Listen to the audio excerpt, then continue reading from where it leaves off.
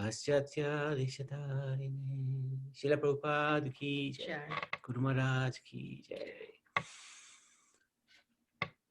So, welcome dear devotees. Thank you very much for joining us today. So we'll continue with looking at the lessons that we can learn from the Bhagavad Gita.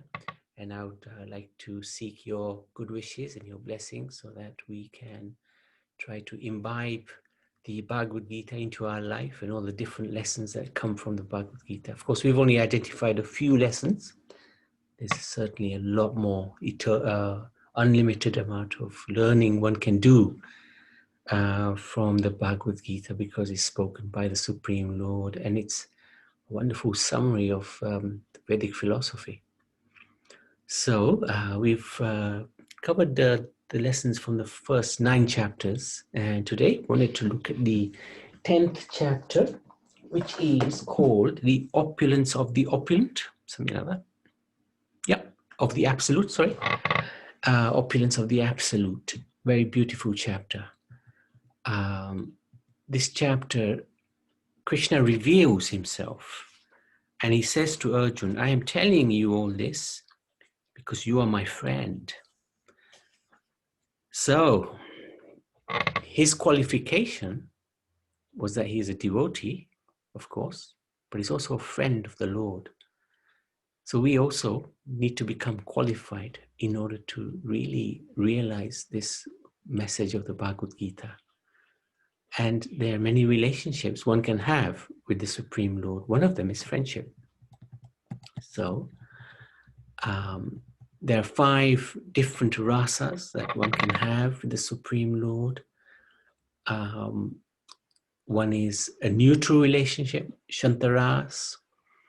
Another is Dasyaras, where one is a servant of the Supreme Lord. Sakyaras, that's the friendship relationship.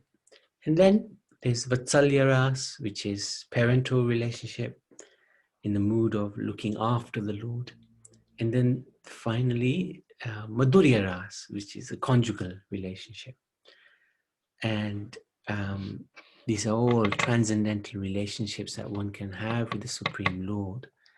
And according to our original constitutional position, we already will have this relationship. It's just dormant at the moment because we are covered by this material illusion. The 3 modes of material nature have really got us. And until we are free from the 3 modes of material nature, we won't be able to understand our relationship with the Supreme Lord.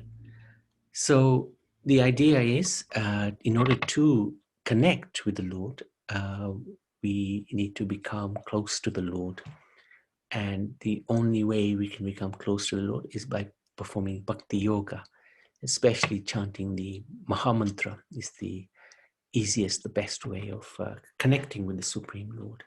So just like Arjuna connected with the Lord as friend, and then the Lord revealed everything, we also want to become friends with the Lord, become his servant, or maybe he's have a parental mood towards him, or Madhurya Ras mood. But we need to develop this relationship with the Lord in order to really understand the essence of the Bhagavad Gita. So that's the first lesson. Become close to the Lord, become his friend. It's a very nice lesson.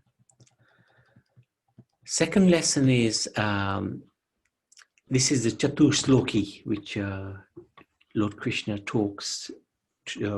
sings actually to Arjuna. And it starts with text 8 of Bhagavad Gita, chapter 10, where Krishna says to him, Aham sarva prabhao matva sarvam pavatate iti matva bhajante Buddha bhava samvitaha. Good, you know it, huh? Rihansh? Yes, Prabhuji. Do you know the English? His mother cut him off. I am the source of all spiritual and material worlds. Everything emanates from me. It's from me. The wise who know perfectly this engage in my devotional service and worship with their hearts. Very good, boy. Do you know the next one? Yes, Prabhuji. Snake. Machita Madgata Prana Bodhayanta Parasparam Katentasya Manityam Tasyanti Charamanti Cha. Wow, fantastic. And what's the English? I can tell you. The thoughts of my pure devotees dwell in me. Yes. The thoughts of my pure devotees dwell in me. Their eyes are fully devoted to my service and Yeah, very good, very good. Keep going. they worship me. And they derive great satisfaction and bliss. And they realize great satisfaction and bliss, always enlightening on another and conversing about me. Great, well done. Very good. And then the He knows that floor shlokas, Prabhuji. That four Tesham shlokas. satata yuktanam vajatam priti purvakam dadami buddhi yoganta yena mamupayanti te. Wow. So go on. What's that one? Translation. Translation. To those Give hint, Prabhuji. to those who are constantly devoted to serving me, Serving me with love. I give. You understand the Wow. And then the last one. Teshamevan compadam Yana Jamtama Nasam Tatma Vasto Yana Deepena Vaswata. Very good. What's that one? To show them. Show them special mercy I dwell in their hearts, destroy the shining lamp of knowledge, the darkness born of ignorance. Destroys with. Very good, very good. He destroys with the shining lamp of knowledge, the darkness born of ignorance. Good boy. Well done. Very proud of you. So the verse 10, which is a very, very nice verse, where Krishna says, Tesam Satam Yuktanam. One who is constantly devoted to Krishna, Krishna reveals himself. So this is the point. It's related to the first lesson, but when we constantly devote ourselves to the Lord, no matter what situation we are in, whether we're happy or we're unhappy, whether we're having difficult time or whether we are enjoying life, if we constantly devoted to Krishna, then he will reveal himself. This is a wonderful, wonderful lesson. So no matter what situation we are in, whether we are in a good situation or not so good situation, we should always be focused on Krishna. Because if we focus on Krishna, that's neither good nor bad, that's transcendental. And he reveals himself. And the next one after that, the lesson is to develop a desire to know more about the Lord. This is where Arjun wanted to know more about the Lord. And he asked the Lord to reveal himself even more. So this desire, first of all, he accepts the Lord as the supreme. And he says to the Lord, it's not just me saying this, all the great sages say this as well. Narad, Asita, Devala, Vyas, they all confirm that you are the supreme personality of Godhead.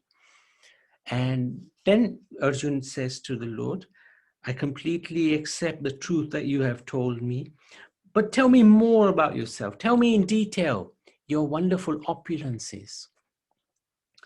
So this desire to know about the Lord is very important. At the moment, we have a desire to know about coronavirus, right? Everybody is watching the television, the news. Where is the virus? How bad is the virus? Is it near my house? Is it near my next door neighbor? We want to know so much about, is there being a vaccine? Are they testing the vaccine? It goes on and on and on, right? But if we have just a little bit of that desire that we have for corona, if we had it for Karuna, the Supreme Personality of Godhead, then our lives will be completely successful. So this desire to know more about the Lord is very important. That can drive us to become closer and closer to the Lord. I want to know more about you, my dear Lord. Just reveal everything to me. As much as you think I can understand, please reveal yourself to me. So this desire, if we have this desire, it will help us a lot. It'll help us stay always enthusiastic, because the Lord, we have to remember, is ever fresh. The Bhagavad Gita is ever fresh. The more we read it, the more we get out of it. So just like that, if our desire remains ever fresh, that I want to constantly hear about you, and please reveal your wonderful qualities and your pastimes and your leela, whatever, to us, then that will keep us enthusiastic in devotion, but also it'll inspire the Lord to tell us more, to reveal more to us, because he reciprocates with us. He won't reciprocate if we're dull-headed, and we are, we're chanting Hare Krishna, Krishna Krishna, Hare Hare, Ram Ram Ram. We're reading.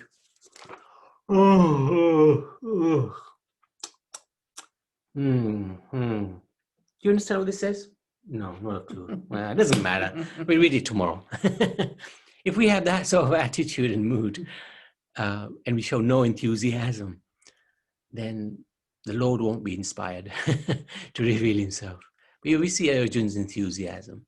The Lord tells him something and he says, I want to know more. Please tell me in detail everything about yourself. So this is a nice attitude to have. So always have this enthusiastic attitude. I want to know more. Okay. And then what was the final one?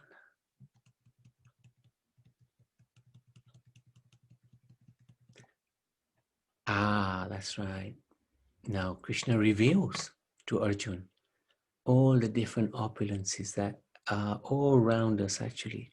He reveals his unlimited opulences. He tells him so many different things. I wish I'd should have thought about this. We've got a wonderful pictures of all the things he says to Arjun, where he is, in picture format, and it looks so beautiful. Anyway, we can talk a little bit through it. So a few of the things that he talks about. I am the super soul seated in the hearts of all living beings. I am the beginning, the middle, and the end of everything. Of the Adityas, I am Vishnu. Of the light, I am the radiant sun. Of the Maruts, I am Marichi. Of the stars, I am the moon. Of the Vedas, I am the Samveda. Of the demigods, I am Indra, the king of heaven. Of the senses, I am the mind. And in living beings, I am the living force. So there, Krishna is saying, I am the living force. So this is this soul of that we are. We're part and parcel of God, part and parcel of his unlimited potency. So it's very interesting. Of Rudras, I am the Shiva, I am Lord Shiva. Of Yakshas and Rakshasas, I am the Lord of wealth, Kuvera. Of Vasus, I am fire. Of mountains, I am Meru.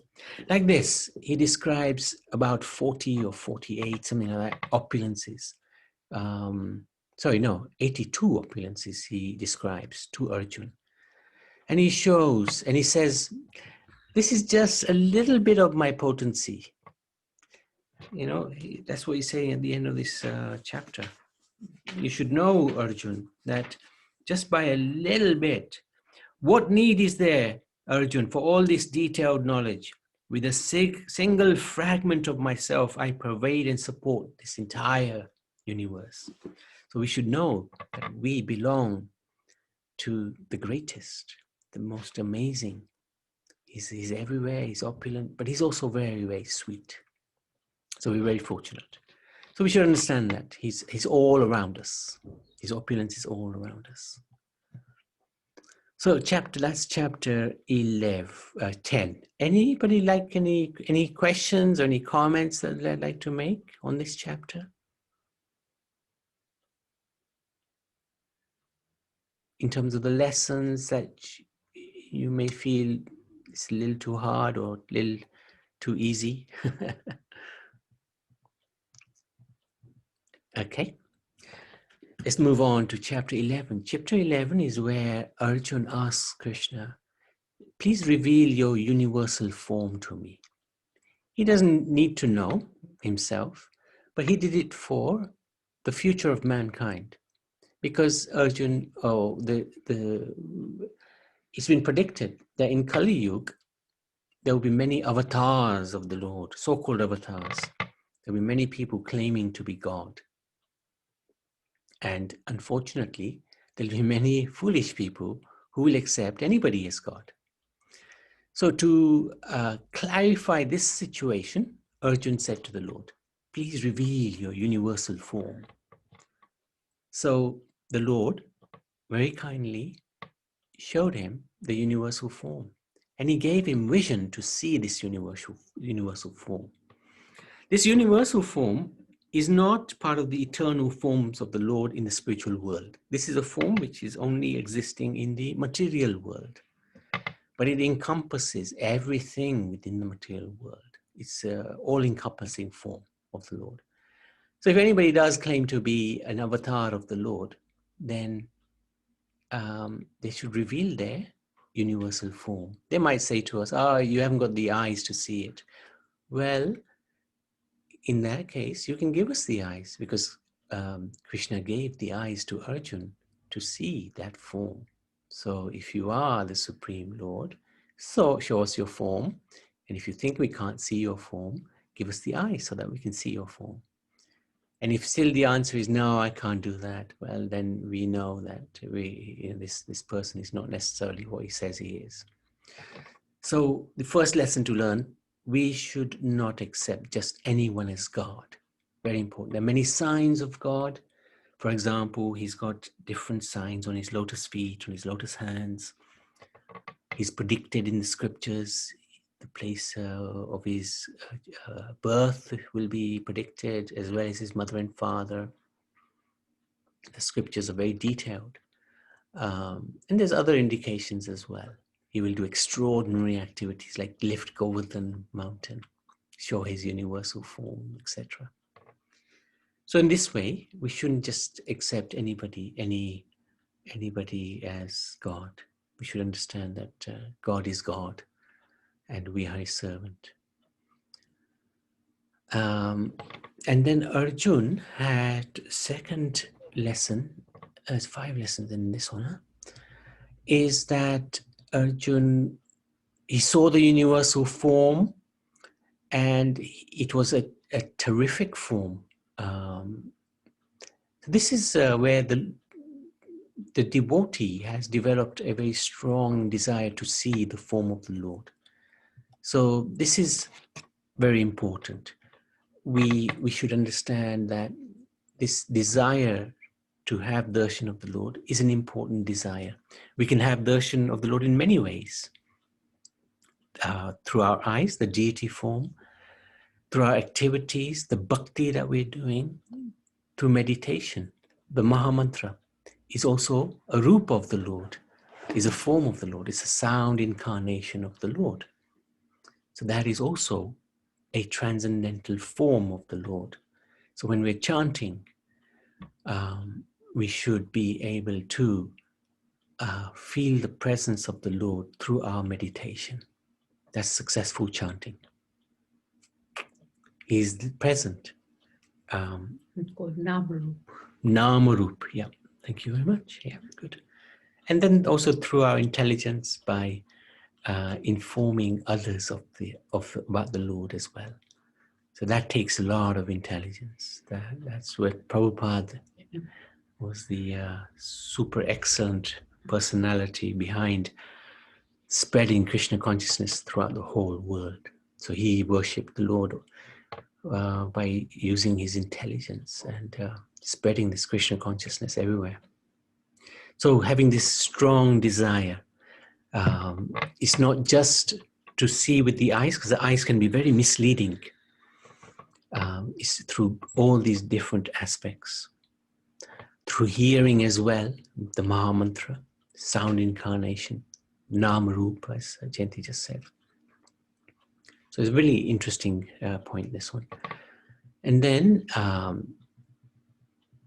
the third lesson from here is, oh yes, that's right. Because Arjun says to the Lord, I'm really confused.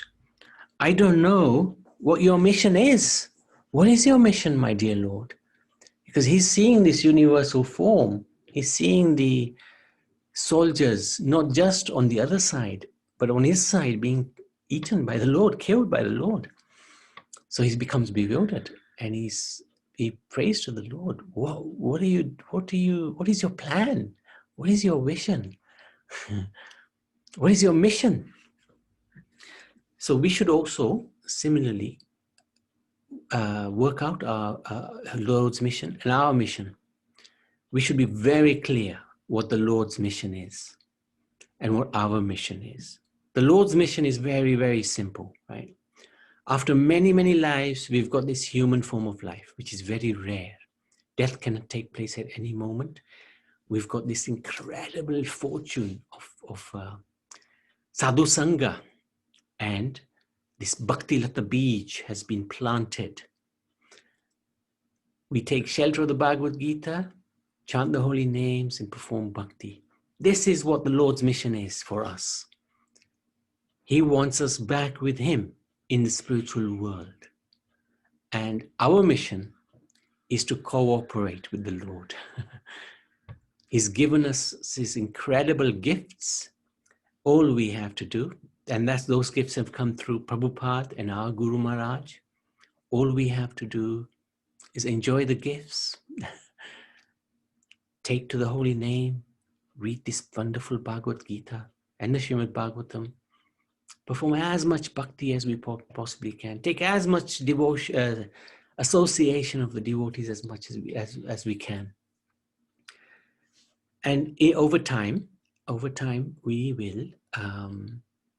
will succeed in our mission, and the Lord will succeed in his mission. His mission is to reclaim us. Our mission is to go back to Godhead or to serve him. So we should be very clear. Should be no doubts in our mind. Our mission is to reconnect with the Supreme Lord and serve him. Whether that's in this world or in the spiritual world, that's up to him. That's up to the Lord. All we want to do is serve him, never forget him. So this is really powerful message. Very, very powerful message. Anybody got any questions on our mission and the Lord's mission? Okay. Next lesson was again another very important lesson, because Krishna says to him, because Arjuna has asked him the question, what's your mission? And Krishna has answered him, that time I am the great destroyer of the worlds.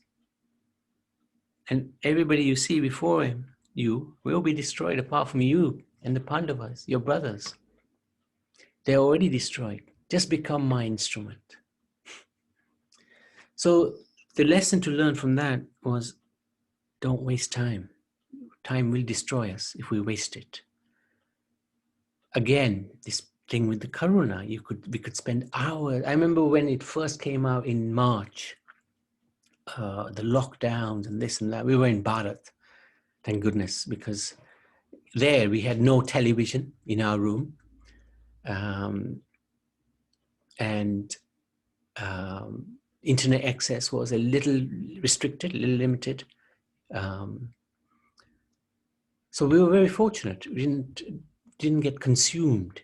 Our days did not get consumed by trying to find out more and more about this crazy pandemic that was going on in the world.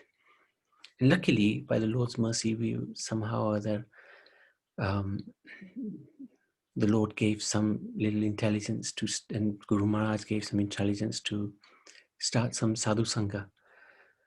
And by his grace, again, we've tried to maintain that. So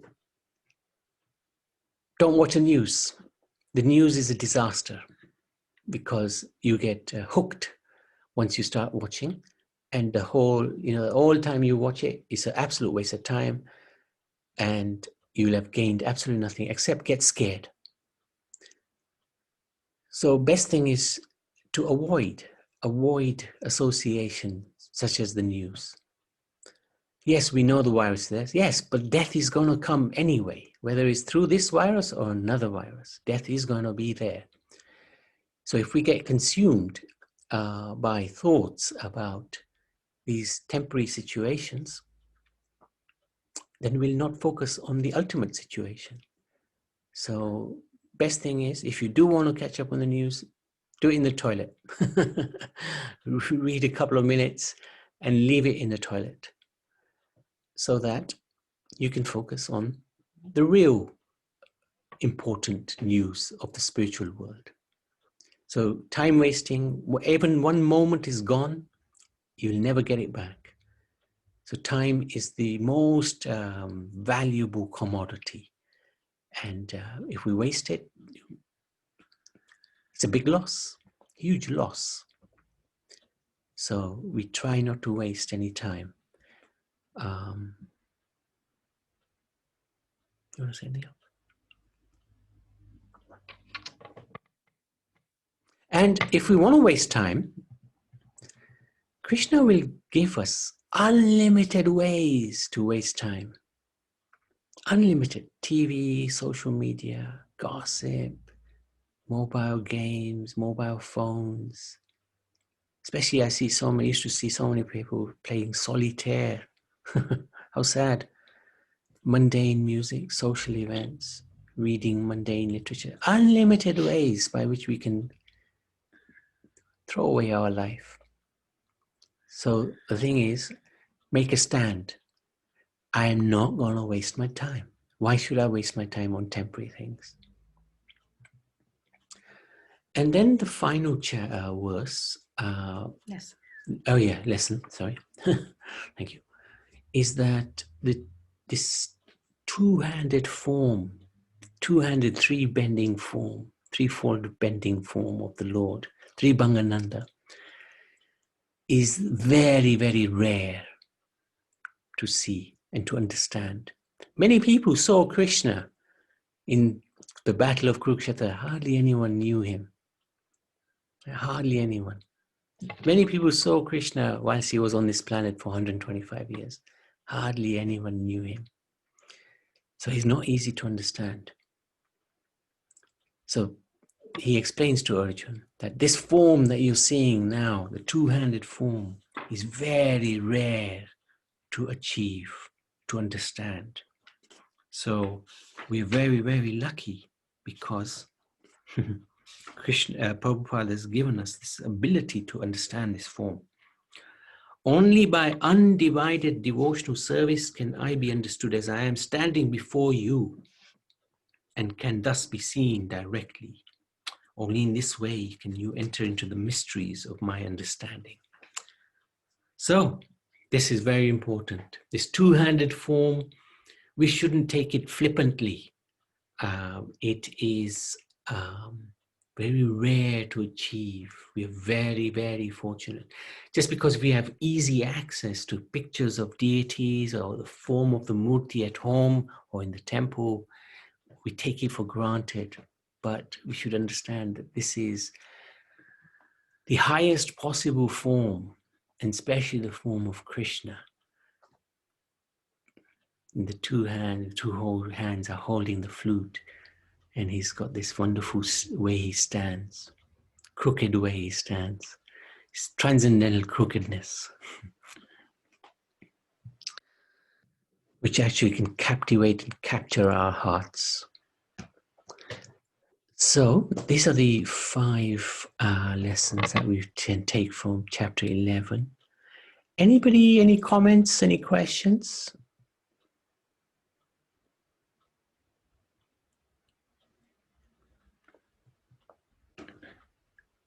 Okay, we can move to the next chapter, which is hopefully the last one we'll do today. Bhakti Yoga, very powerful chapter, very powerful chapter. right at the end of the Bhakti Yoga section. And this is where Arjun asks a wonderful question of the Lord. He says to the Lord, which are considered to be more perfect? Those who are properly engaged in your bhakti, or those who worship the impersonal Brahman, the unmanifested? I remember one time I was in Haridwar. I was working for some doctors, and they were doing some business in Haridwar. So I was lucky to be there at Swami Ramdev's mission in, what's it called? Patanjali. And his number 2 man, the Acharya, can't remember his first name. It's Acharya. Sorry? It's Acharya. It's just Acharya. We had a meeting with him, and he had the Bhagavad Gita, he had Murti of Krishna. And I asked him a question, is the ultimate form of the Lord personal or impersonal? And he said, of course, it's impersonal. And I said, Hare Krishna. Bal Krishna Acharya. Bal Krishna Acharya, that's right. So he said, it's impersonal. So I said to him, how do you come to that conclusion? Bhagavad Gita says it. I said, okay, which verse in the Bhagavad Gita says? He said, right throughout the Bhagavad Gita, he says, I am the formless within. I thought, okay. What about chapter 12, I said to him, where Arjun asks him a question, which is the better, which is more perfect, the personal form or worshipping the impersonal form? And then Arjun answers, Krishna answers Arjun that it's better for the bhakta to be focused on my personal form and always engage in worshipping me with great faith, because I consider them to be perfect. So he said, well, he again said the same thing. The form, within the form, there's the impersonal, and that's what we're meant to worship. But I said to him, okay, what about the next verse where he says, those whose minds are attached to the unmanifested, impersonal form of the Supreme, advancement is very troublesome. To make progress in that discipline is always difficult for those who are embodied. So he's clearly saying that his personal form is superior, because the impersonal form is very difficult to attain, achieve, and maintain. So at that point, he had me kicked out of his office. So that was an interesting sort of interaction with him. So we should be clear that worshipping the impersonal form is very, very difficult. There is sometimes a tendency, especially in the West, that the Lord has no form, it's just light, and we just meditate on the light and we'll achieve the ultimate end. This is, of course, a huge disease, not just in the West, but especially in Bharat, where the Mayavadi impersonal philosophy is very strong. So this idea that I want to become God. There was a man who we met on the train one time with Guru Maharaj, and he was arguing how he wants to become God, and that's the ultimate realization or that man can have, to become God. So I got so fed up with him arguing after an hour or two. I said to him, well, I want to become more than God. You want to become God? I want to become more than you. And he was asking, how's that possible? Well, as I explained to him the Damodar Leela, how Mother Yashoda is running after Krishna with a stick. So who's God and who's the servant? And he said, yeah, good point. So in this way, we have to understand that there is a lot of impersonalism out there. We should be very fixed in understanding that this impersonal conception of the Lord is not the ultimate realization of the Lord. The ultimate realization is this personal form of the Lord, which we can achieve. And Krishna is saying you can achieve it quite easily by engaging in his worship. So that's the first lesson. Second one is, fantastic. Second one is so amazing because Krishna here, he demonstrates his magnanimity to us, how magnanimous he is. He gives us so many ways. He says, okay, how do you want to come to me? First, fix your mind on me. Okay, Arjun, you can't fix your mind and your intelligence in me. Then just follow the regulative principles of devotional service, bhakti yoga. Let's hear about me, chant my names, worship me, become my friend. Okay, if you can't do that, then just work for me. Do something for me. Because by working for me, you will come to the perfect stage. But if you can't even work for me, then when you do your work, give your results to me. In that way, you become self-situated. So give your fruits to me. So one is meditate on him, fix our mind, intelligence on him. Can't do that. Follow the regulative principles of bhakti yoga. That's what we are doing, sadhana bhakti. The first is raganuga bhakti. So we're trying to do sadhana bhakti, but we're also trying to combine raganuga bhakti. It's a combination of both. So if you can't do sadhana bhakti, work for me. If you can't work for me, work for somebody else, give me the fruits. If you can't do that, then at least get some knowledge, get some gyan. Better than gyan is chanting, be meditative, and better than meditation is giving up the fruits of your action. So in this way, Krishna shows how patient he is with us. He's waiting for us. So the lesson to learn from this is, he's waiting for us to step up. Let's shift up a gear from where we are. Wherever we are, Krishna's waiting for us patiently, so we can move up a level for him. He'll be very pleased, and we've got the perfect opportunity to do that.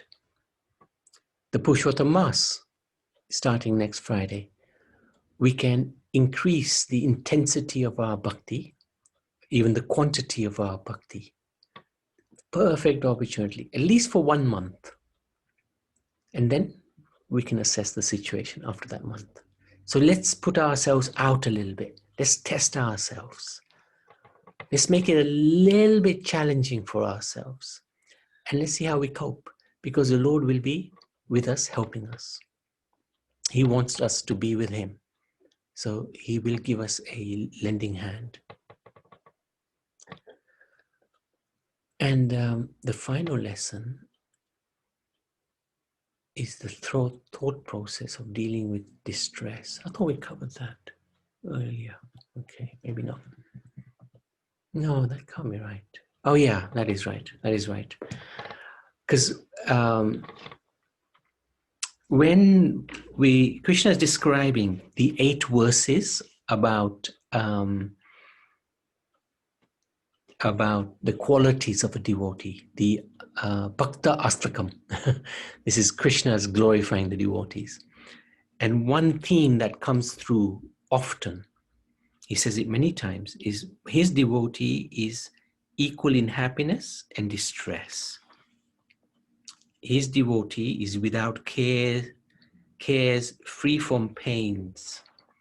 He's not disturbed by anyone, equipoised in happiness and distress. These are all verses in the 12th chapter, the 8 last verses from 13 to 20, where Krishna again and again talks about how his devotee is not distressed.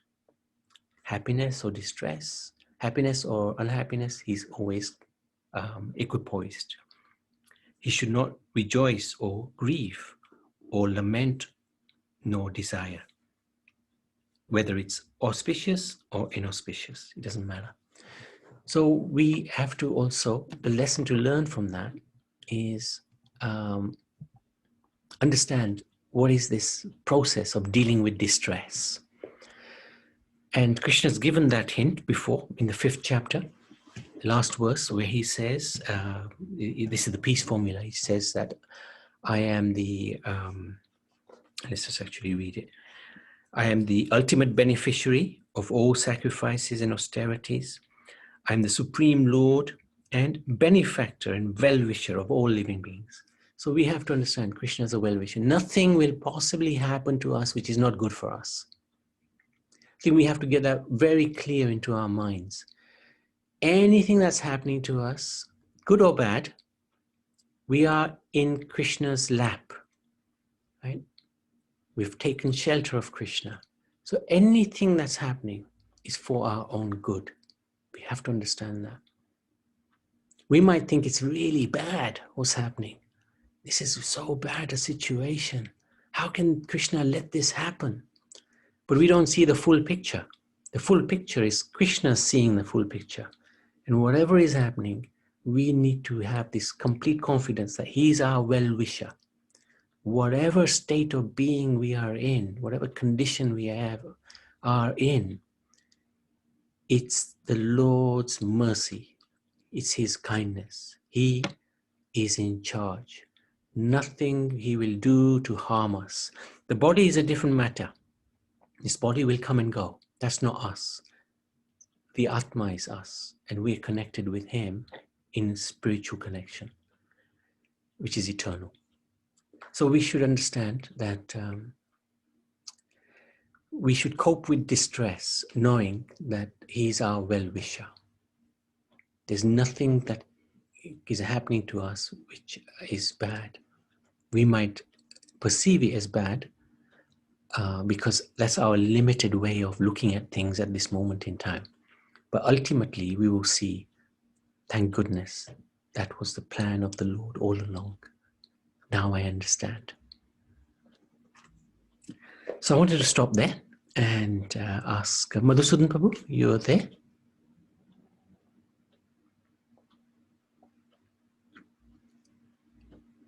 He's not back yet. Sorry. Okay. Yeah, Kamachi, you're going to have to take over. gosh, that will be the day. Gosh, yeah. Anything you'd like to add? You know, I'm not qualified enough to say anything. You're very qualified. It's okay, Prabhu. Anybody else? Karuna Banda, would you like to share your realizations? Hare Krishna. Hare Krishna. Just wanted to add something. Good. If I didn't had difficult moments about my health, I wouldn't have learned Narasingha Kavach so much. So 4 years I recited the Narasingha Kavach, so now I can do it. Yeah. So distress at times it does bring something positive and closer, make us closer to Lord Krishna, and we try to do more and more so that we can become closer to Him. Yes, I remember when I was having difficult times. So one of my friends told me that don't you think that it's time to leave ISKCON and do something else? I said no. This is what I should be doing. I will never leave ISKCON. I will never leave Lord Krishna. So he told me, you know, I have a friend. He can do something for you, and he will give you some angels to guard you, to help you. I said, what, angels? He told me, yeah, that friend was doing something. I didn't inquire more about that. I said, no, I will never leave my Krishna. Whatever happened, I will only be with him and no one else. So I don't need angels. I don't need anything. It's only Krishna that I take shelter of, and no one, nobody else. So that's it. I said, Krishna is the supreme. I don't believe in whatever the other person will do. Mm. So that's it. That's wonderful. Thank you for sharing that. It's such an important message, not just to the devotees, but also you're giving to Krishna, that there is nobody, Krishna, I haven't got anybody else in my back pocket. Just in case Krishna isn't there, I've got, in my back pocket, I've got Shiva, in the other back pocket, I've got Indra, in my front pocket, I've got somebody. No, we ain't got anybody. We've got No. you. It's only Krishna and nobody, no one else. Mhm. That's only Krishna that takes care of us, and no one else. Yeah. Yeah, it's a nice message. It's a very nice message.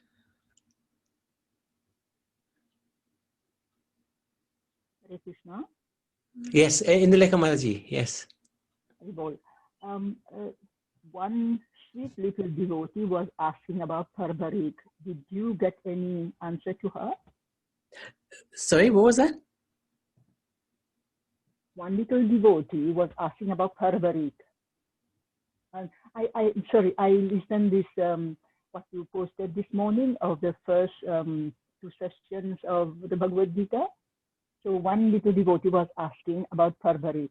When she was asking about the conch shells, the names of the conch shells and everything. Oh, the So the conch shells.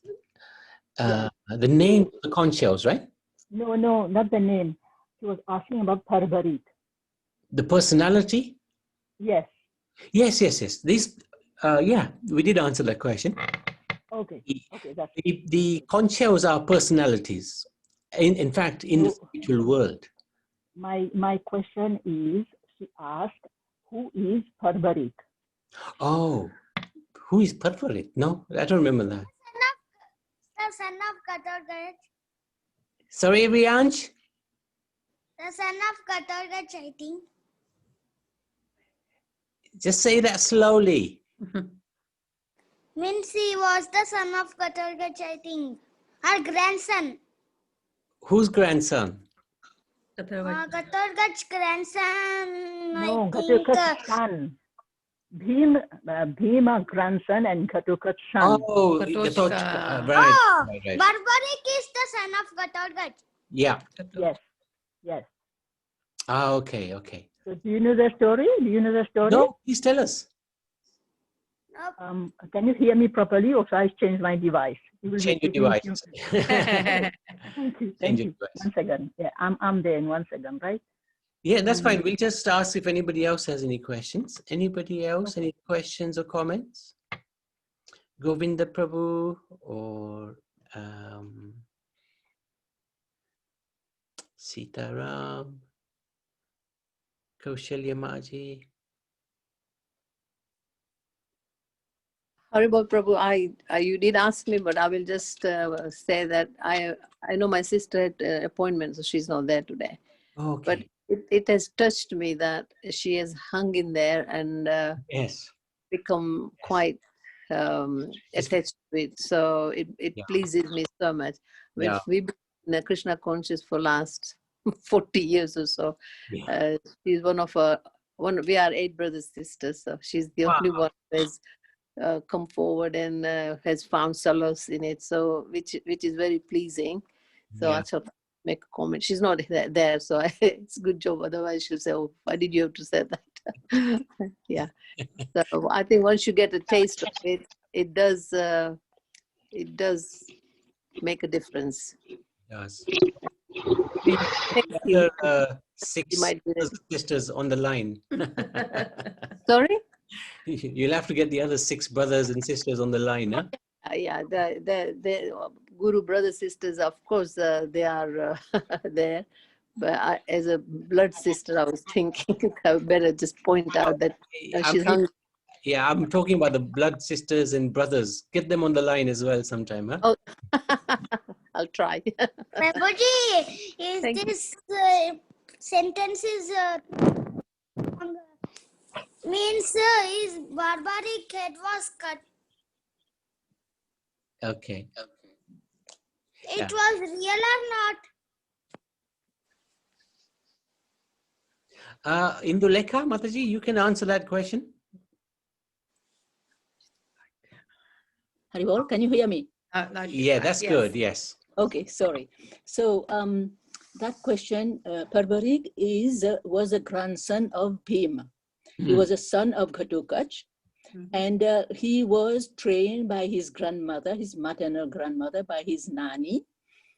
So he got those mystic powers. So he could do lots of things because they were of these Asuras descendant, Yeah. right? So they could do lots of things. They could fly in the air, like things like that. So Parvarik, when the Battle of Kurukshetra was sanctioned, neither Ghatotkacha nor Parvarik was invited to take part in the battle because he had those powers. Even Ghatotkacha, he created havoc on the battlefield, right?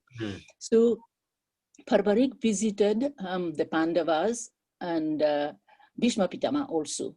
So he said that he is going to fight, but he's going to side with those who are weak.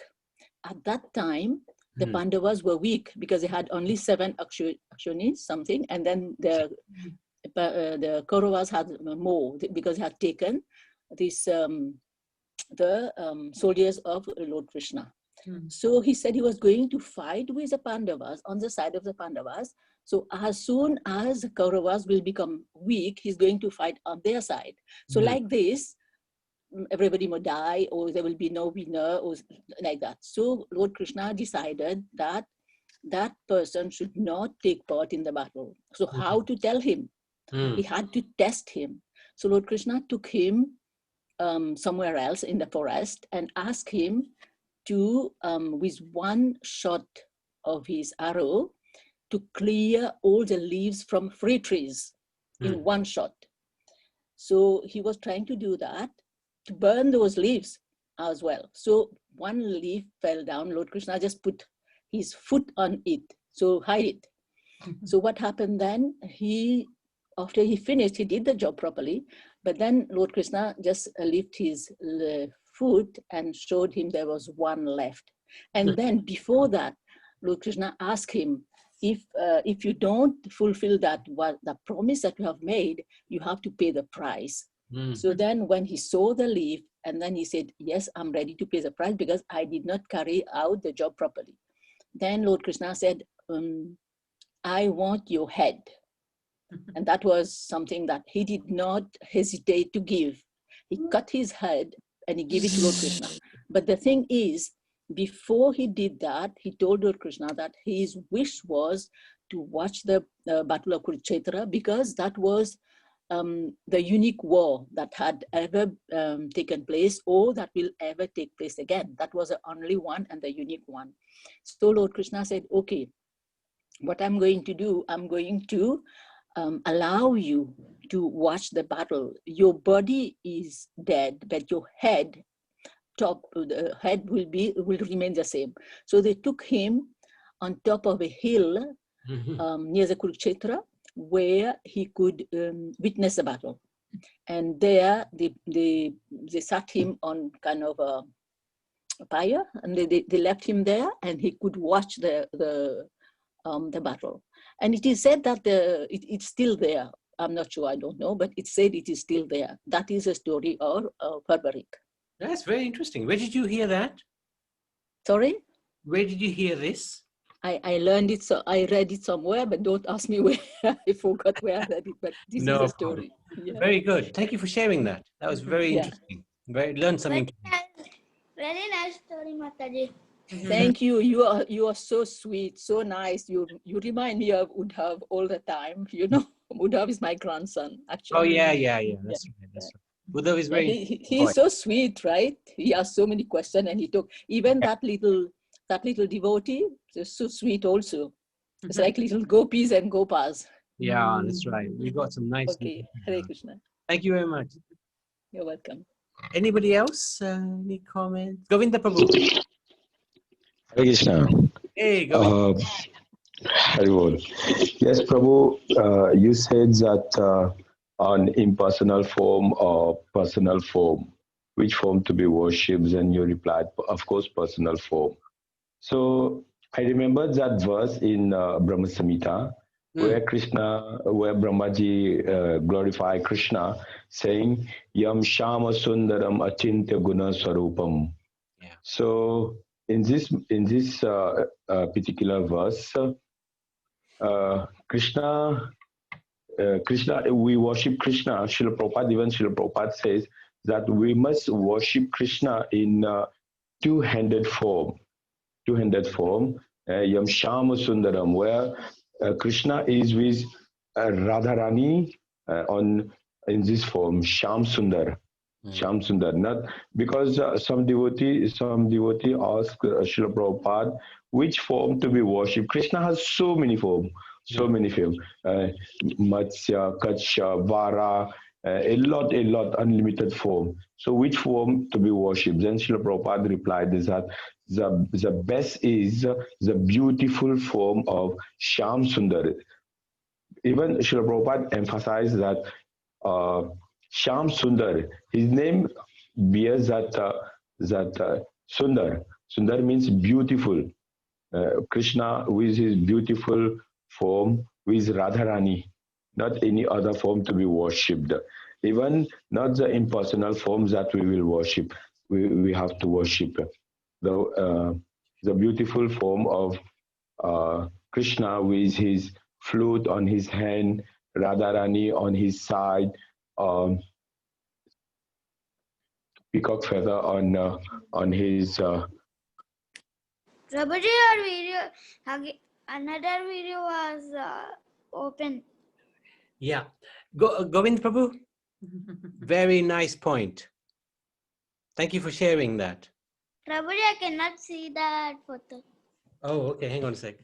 So, Govind Prabhu, you still there?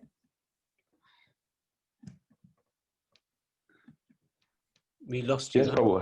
Are you there? No, I'm Very here. good I'm point. here. I'm here. Very nice point. Thank you for sharing that. And I wanted to just share our altar actually. Don't get, this is Shyam Sundar. Krishna Balaram. Yes, Sham Sundar. Yes, Sham Sundar. Prabhuji, I cannot zoom your video. I am not on video call. I'm audio call. That is why you can't see me. And this is Radha Madhav. Yes, Radha Sham Sundar, Radha Madhav. Yes, of course. Okay. Thank you for that. I have to leave. So, Prabhuji, and some devotee asked Prabhupada that when Arjuna goes to a gold mountain, Vyasa said that a gold mountain is there you can get wealth. And this was happened when Rajasurya Yajna was happened. No, Prabhu, Ashwamedha Yajna. Yep. And he also asked that, Prabhuji, do you know where it is? Yes, I know, Prabhupada said. And can you tell that how we can go there? He asked, but I do not want to tell you, he said. So, Rianch, are you going to find that mountain of gold? Is that your plan? No, Prabhuji, but I want to tell you that Arjuna had gone inside that and found all wealth. But actually, we've found the mountain of gold, and that's Radha and Krishna. Don't need anything else. But it's a nice point, Rianch. Thank you for sharing that. Oh, Kaushalya, did you want to say anything? Kaushalya Mataji? Yes, Prabhu. I just wanted to say, you said about the news, watching news makes you bad. When I was watching the news, I used to feel so disturbed watching the news. So after a few weeks, I stopped watching it, and now I really feel nice now. Yes. Thank you for sharing that. Yeah, thank you, Prabhu. Yes. Very practical point. Yeah. Even the newspaper, I don't read Okay. newspaper also now. Yeah, very good. It's Because my mind goes very disturbed after reading all these newspapers also. Right. Yeah, it's good to just avoid things that disturb us. And it's the same news just happening to different people. Somebody's being born, somebody's dying, somebody's getting married. Yeah, So that's true, Prabhu, yeah. and Even in my hard times, I used to go to Krishna all the time in the Aarti in Saho Square. Every evening we used to go for Aarti in Saho Square. I remember with my sister when we had a very hard time we were going through. And yes. after coming from Aarti, we used to feel so nice and relaxed and sleep so well. Yeah, Prabhu, the Krishna used to help us. Even in Watford, when Guru Maharaj was staying in Watford, we used to go to Guru Maharaj and ask him for help, pray for us. And Yeah. Guru Maharaj always used to say to take the shelter of Krishna and pray to Narsinga Bhagwan, and then you will never get scared. And that's what we did all the time. And it really has helped us all our life, Prabhu.